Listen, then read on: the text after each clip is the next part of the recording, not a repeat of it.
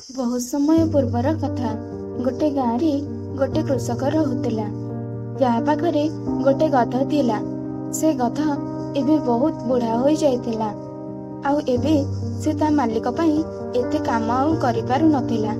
गोटे दिन से गधटी जंगल रे घास खाउतिला। सेतबेले से एक बड़ गाତରେ खसी पड़े। से गातटी बहुत बड़ आउ गभीर थिला। गधटी से गातरू बाहरिबा पई बहुत चेष्टा कला। से लगातार जंप करी चलुथिला, किंतु से सही गातरू बाहर को बाहरी पारु नथिला। गधटी यह देखी बहुत डरी गला और जोर जोर रे चिल्लाइबाकु लागिला। पुणी पाखापाखि 1 घंटा परे से कृषकर पड़ोसी सही बाट दे जाउथिला। आउ सेतबेले ताकू गधर जोर जोर रे चिल्लाइबार शब्द शुणा गला। से सही बड़ गात पाखकु गला और ता भीतर को देखिला।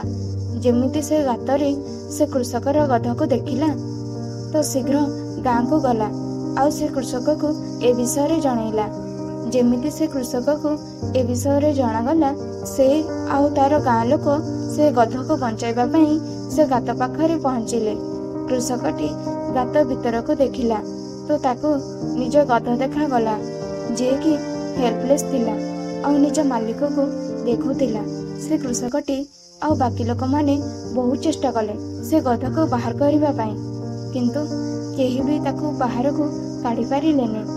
से लोक माने सब उपाय चेष्टा करी देखिनेले, किंतु से गध बाहर को बाहरी पारिलाने। यह देखी से कृषकटी बहुत उदास हो गला। बहुत चेष्टा परे भी से माने समस्त मिसिकरी से गध को बाहर करि पारिले नाही।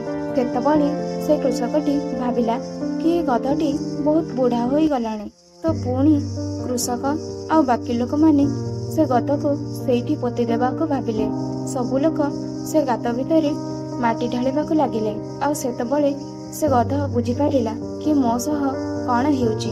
और एई कथारे से बहुत उदास हो गला। से प्रथमरु एते प्रॉब्लम रे थिला और ता मालिक ताको जियंता पोतेबाकु चाहुतिला। या भाबी से जोर जोर रे चिल्लाइबाकु लागिला, किंतु से लोक माने ता उपरे माटी ढालिबाकु लागिले। किछि समय माटी ढालिबा परे जेतबेले से कृषकटी से गातरे देखिला तो देखि करी आश्चर्य हो गला कि जेतबेले से सब लोक गध उपरे माटी ढालुतिले, गध निज पिठी को हलाउतिला और माटी को तळे पकई ता उपरे छिड़ा हो जाउतिला। और किछि समय परे से सब लोक आश्चर्य हो गले, कारण से गध एमिति करी करी बहुत ऊपर को आसी सारी थिला। और सेतबेले से गातरू जंप मारी बाहर को आसी जाए। सांग माने आमको ये कहानी रो ए शिक्षा मिले कि जदि आम जीवन रे देखिबा तो आमको जाना पड़िबो कि आमे आम जीवन रे केते सारा असुविधा को सामना करि थाओ। और सेतबेले आमको यह बुझा पड़ेनि कि एबे आमको कौन करबा उचित। एमिति सिचुएशन में से डिफिकल्टी रो व्यस्त होई साहस हराइबार नाही।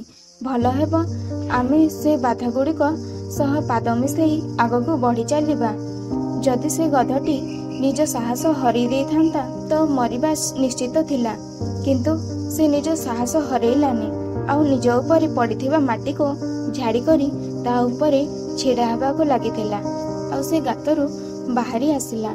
से एई भली आमको भी आम साहस हरैबार नाही और टिके शांति रे निज प्रॉब्लम विषय रे भाबिबा उचित। आमको आम रास्ता रे आसुथिबा बाधा सह हारिबार नाही, बरं से बाधा को अपॉर्चुनिटी परी देखिबार अछि और निज लाइफ रे आगो को बढ़िबार अछि।